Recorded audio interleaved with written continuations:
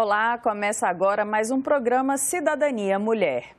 O Congresso Nacional celebrou os 16 anos da Lei Maria da Penha e promoveu a campanha Agosto Lilás. Foram atividades e debates voltados ao enfrentamento da violência contra as mulheres. Mas as estatísticas mostram que, apesar de muitos avanços, o país continua com índices assustadores de feminicídios. O estudo mais recente do Fórum Brasileiro de Segurança Pública sobre esse tipo de homicídio aponta que em 2021, uma mulher era assassinada em média a cada 7 horas no país, só pelo fato de ser mulher. Aqui no estúdio comigo está a Lúcia Bessa, diretora de gênero do Fórum de Mulheres do Mercosul, que vai falar com a gente sobre este tema. Bem-vinda, Lúcia. Obrigada pela sua participação aqui no programa. Eu aqui agradeço, é uma honra estar aqui com vocês. E eu já começo te perguntando, mesmo com esses dados, a gente tem o que comemorar com a Lei Maria da Penha? Eu quero pedir permissão a você e a todas as pessoas que estão nos assistindo para, antes de responder o seu questionamento, citar o nome de apenas 2 mulheres que tiveram suas vidas ceifadas apenas na primeira semana do mês de setembro. Essas 2 mulheres que foram assassinadas na frente de seus filhos, Brenda e Thalia. Brenda em Minas Gerais, Thalia em Belém do Pará. E em nome das famílias dessas 2 mulheres, nós queremos nos solidarizar com todas essas famílias. Queremos, neste momento, fazer esse minuto de silêncio simbólico pela vida dessas mulheres cujos sonhos foram roubados e cujas vidas foram brutalmente assassinadas. Agora, respondendo a sua pergunta, sem dúvida nenhuma que nós tivemos vários avanços. O avanço maior com a Lei 11.340, conhecida como Lei Maria da Penha, é o fato de que, em briga de marido e mulher, o Estado mete a colher. Aquelas brigas que eram resolvidas no seio familiar, hoje é questão de saúde pública, é questão de polícia e é responsabilidade do Estado.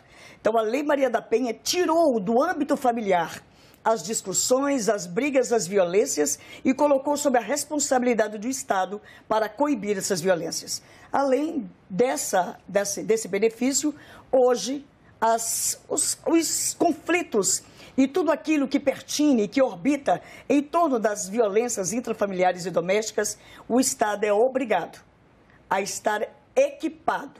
O Estado é obrigado a fornecer serviços bastantes e suficientes para livrar a mulher do ciclo da violência. E já foi um avanço a criação da lei e ao longo desses 16 anos houve algumas modificações já, né?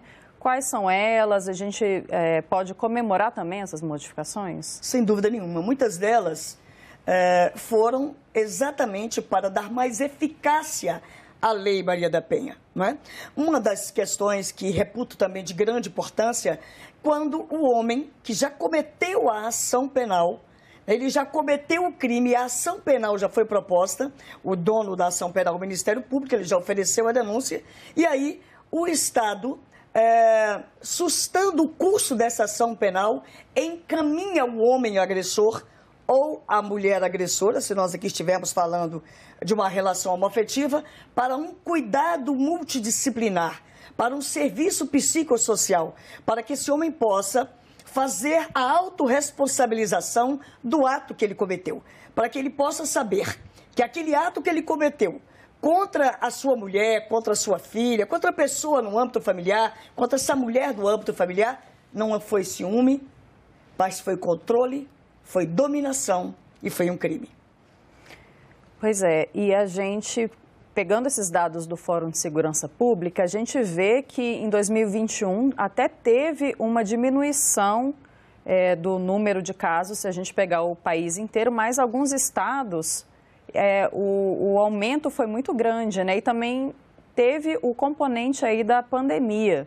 Como é que é essa atitude que a gente vê desses homens, desses companheiros? Como é que a pandemia acabou contribuindo para esse aumento? E eu queria que a senhora fizesse também um raio-x desses estados do país.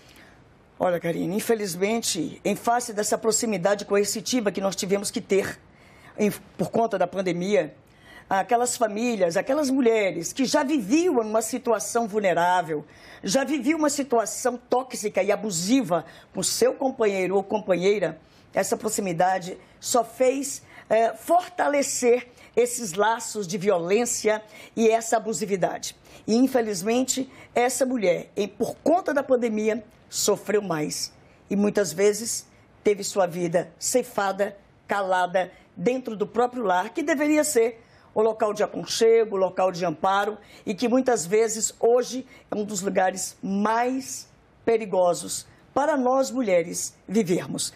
A pandemia, sem sombra de dúvida, ela aumentou de forma exponencial a violência contra as mulheres deste país. E, claro, o Distrito Federal também está nesse rol, mas hoje, atualmente, nós temos alguns estados da federação que têm nos deixado triste com esse tema. O estado de Minas Gerais hoje também lidera um ranking funesto de violência contra as mulheres, de feminicídio neste país. O estado de Pernambuco, Rio de Janeiro teve um aumento de 73% em 5 anos de violência contra a mulher e, de modo muito particular, o feminicídio. Então, são dados alarmantes, são dados que dizem para nós. Pois é, alguém está falhando. O Estado está falhando e a sociedade também. A gente acompanha o orçamento de cada pasta do Executivo. Eu queria saber sobre o orçamento do Ministério das Mulheres.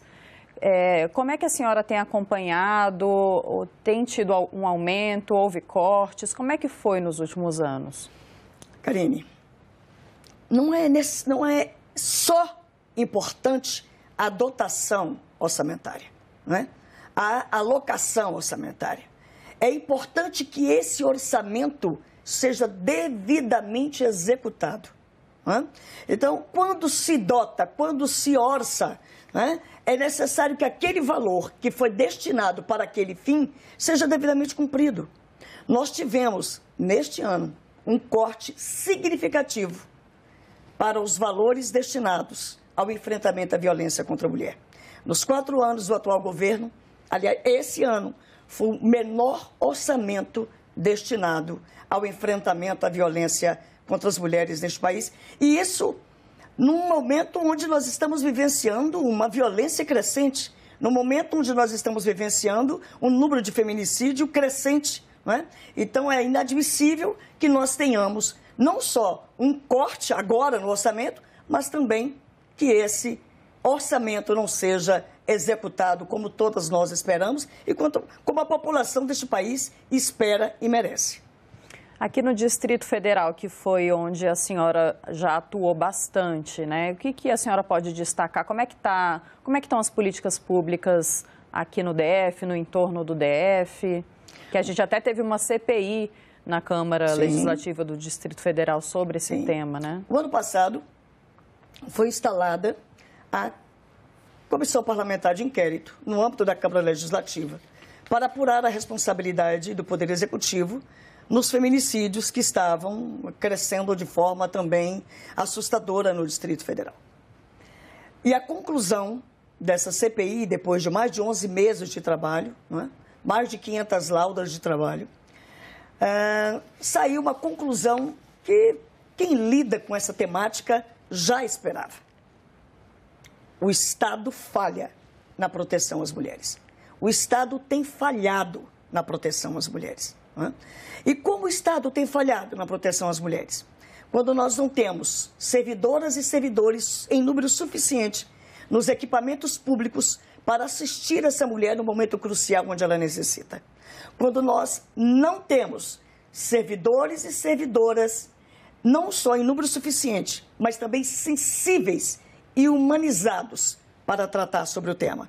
Quando nós não temos, dentro da Secretaria de Educação do Distrito Federal e desse país gigantesco chamado Brasil, a consciência de que para a gente minimizar esse quadro de sofrimento de mulheres, é necessário que nós apostemos na educação, que nós elejamos a educação como um dos pontos cruciais para que nós possamos ensinar às nossas meninas que não é normal apanhar e que nós possamos ensinar aos nossos jovens que não é natural bater.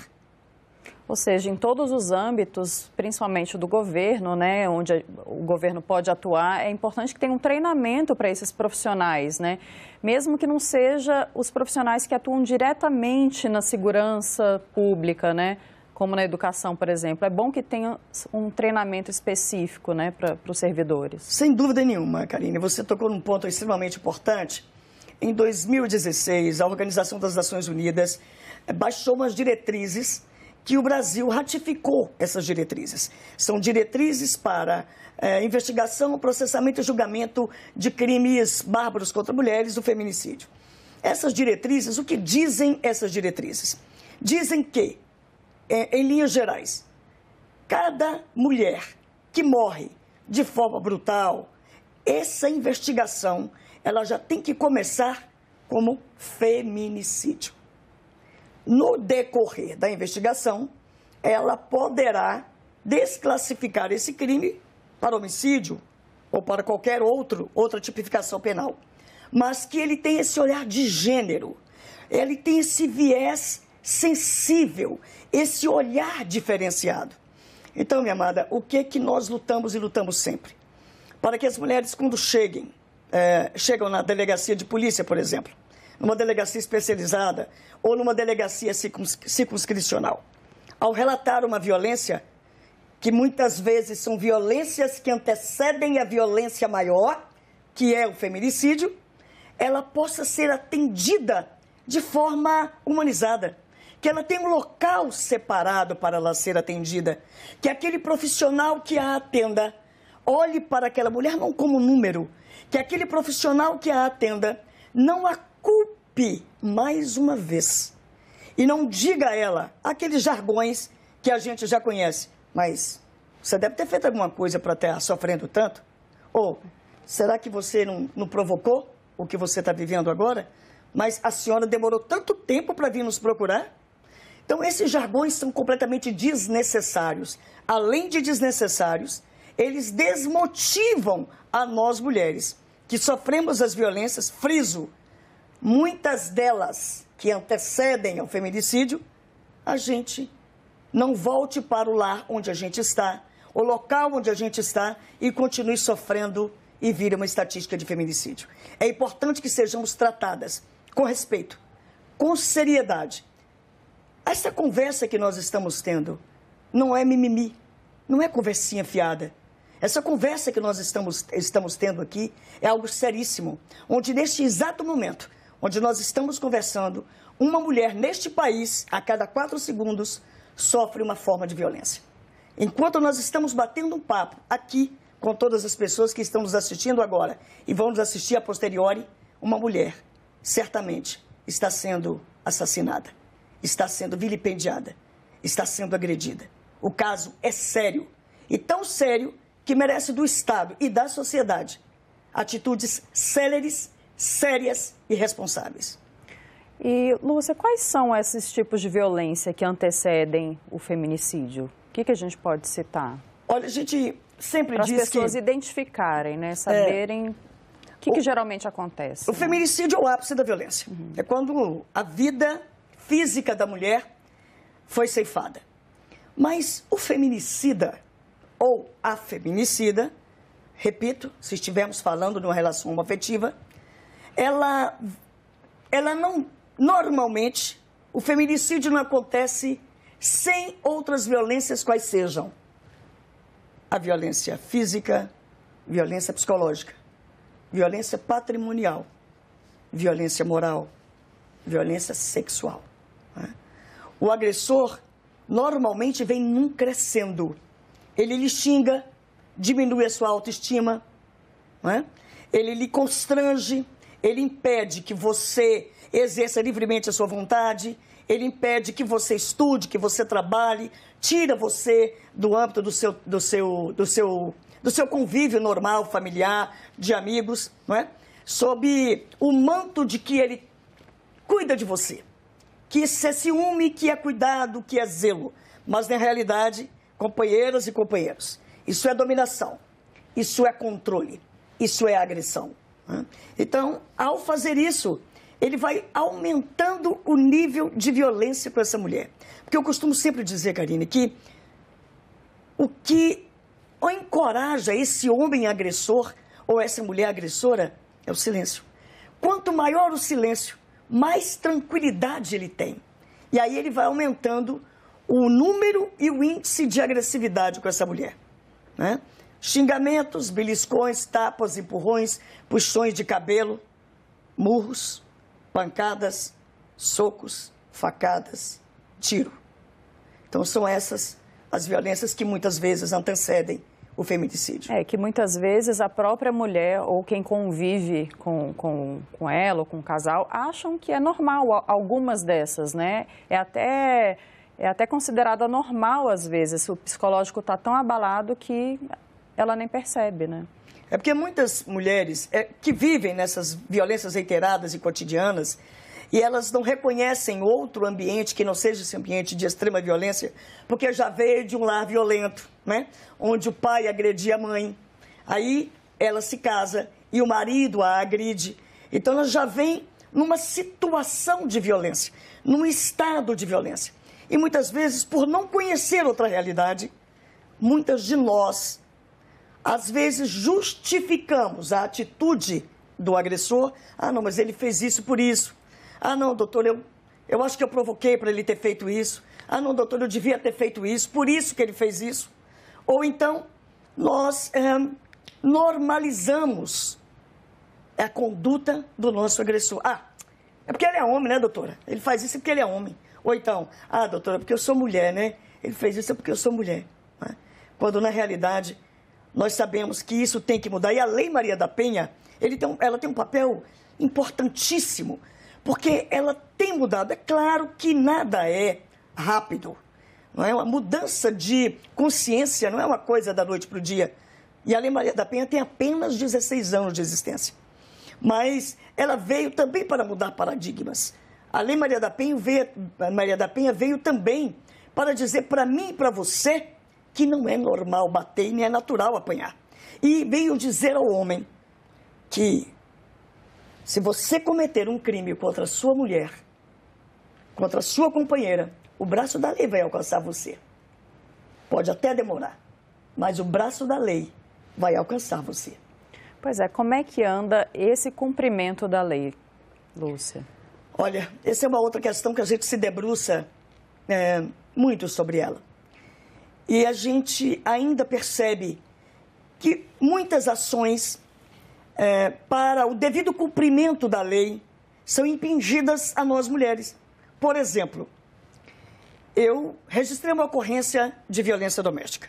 Solicitei ao juiz as medidas protetivas de urgência, dentre elas o afastamento do agressor de mim, a proibição dele mandar mensagens para mim e para os meus familiares, enfim, algumas medidas protetivas. Agora, se o agressor descumprir essas medidas protetivas, e isso também foi uma das grandes lutas femininas e feministas que nós obtivemos recentemente, a alteração da Lei Maria da Penha, onde o descumprimento da medida protetiva é crime. Agora, aí é que está, Karine.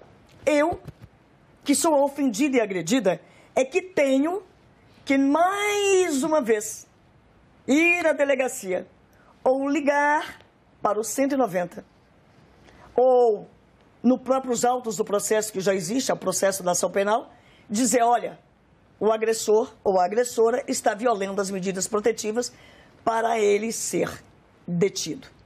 Então é importante que nós pensemos em uma celeridade maior, porque você sabe tão bem quanto eu, que nós somos mulheres, e o simples fato de sermos mulheres já nos nivela, não é?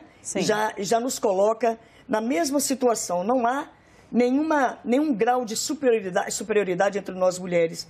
Não é? Porque, aliás, eu costumo também dizer que a violência contra a mulher é uma das ações mais perversamente democráticas. Eu, você e qualquer uma das mulheres podem, nesse exato momento, estar sofrendo a violência. Qualquer classe social. Qualquer classe social, intelectual, isso não importa. Não é? E também para o agressor. Não é? O agressor também. O agressor, ele pode ser um pedreiro, um procurador da República, um advogado, não é? Ele pode ser quem ele quiser ser, ou quem ele for, quando ele tem o desejo e a vontade de imprimir violência naquela mulher ou sobre aquela mulher, ele esquece quem verdadeiramente ele é, e aí ele dá vazão a esses instintos que são extremamente nocivos a cada uma de nós. Infelizmente, né? Bom, Lúcia, e qualquer suspeita de violação dos direitos das mulheres, como que a sociedade, quem ali tiver uma suspeita, como é que deve agir, como é que faz para denunciar? A gente sempre fala, mas é bom repetir, sempre. Né? Você me fez lembrar um caso, um feminicídio ocorrido há 2 anos atrás, mais ou menos, foi 2 anos atrás, em Samambaia. Uma jovem, belíssima, uma jovem, muito jovem essa moça, ela foi assassinada dentro do apartamento, porque, como eu já disse, normalmente é pelo companheiro, ex-companheiro, marido, namorado, e dentro do lar, não é? Dentro da própria casa, e normalmente na frente dos filhos. Esse caso específico, essa moça estava gritando pela vida dela, e eu nunca vou esquecer o que uma vizinha dela disse quando foi dar uma entrevista. Ela disse, eu vou procurar falar sem me emocionar muito. Eu ouvi gritos de morte. Eu ouvi gritos de morte. E ninguém chamou a polícia. Ninguém ousou ligar para o 190 e chamar a polícia para aquele momento. Outro caso que eu também não me esqueço foi em Ceilândia, quando uma jovem que já tinha se separado do seu agressor, estava chegando em casa com a mãe, que tinha ido buscar a mãe na rodoviária. Quando ela está chegando, ele grita pelo nome dela, ela se vira, mas não dá tempo dela olhar para ele. Ele já avança sobre ela e dá dezenas de facadas. Nossa. Quando ela cai, ela morreu logo nas primeiras facadas, e ele continuou esfaqueando a ex-companheira, a ex-mulher, e ele parou para fumar um cigarro e continuou, após fumar um cigarro, esfaqueando aquela mulher. E a pobre mãe dessa moça que estava do lado, a única coisa que tinha na mão era um guarda-chuva.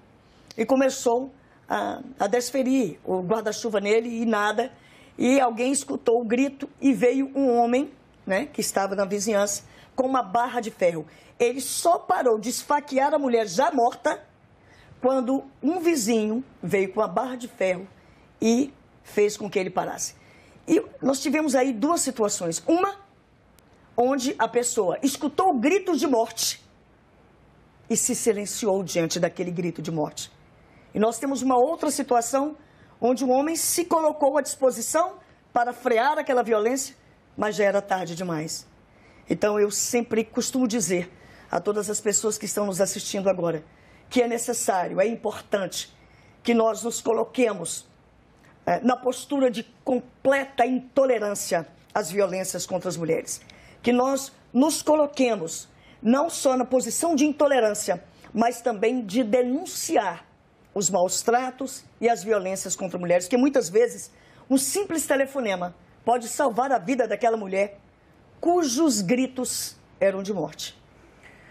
Não tem como não se emocionar, não se revoltar, né? Então, vamos repetir para onde que a gente pode ligar, como é que pode ser feita essa denúncia, quais são os números? Você liga, obviamente, para o 190, né, que é da Polícia Militar, o 180, que é o Disque Denúncia. Se você puder ir imediatamente à Delegacia Especial de Atendimento à Mulher, né, na sua localidade certamente deve ter, se não tiver, você se dirige à Delegacia Circunscricional mais próxima. Aqui no Distrito Federal nós temos 2 DEANs, uma na 204 Sul e outra no centro de Ceilândia, né, que depois de muita luta, nós mulheres conseguimos conquistar a 2ª Delegacia Especial de Atendimento à Mulher. Mas que você, minha amada, saia imediatamente de onde você está em proximidade com o agressor. Se você puder, saia imediatamente. Se você não puder sair imediatamente, grite, peça socorro. O agressor, ele se fortalece no meu silêncio e no seu silêncio. Tá certo, Lúcia. Eu te agradeço muito pela participação, com todas essas explicações, esses avisos super importantes, pelo trabalho que você tem feito. Muito obrigada pela participação aqui. Nós é que agradecemos. Muito obrigada. E eu agradeço também a você que nos assistiu. Se você quiser rever esta entrevista, acesse o nosso site senado.leg.br/TV ou o nosso canal no YouTube. Lá você também encontra nossos outros programas. Até o próximo Cidadania Mulher.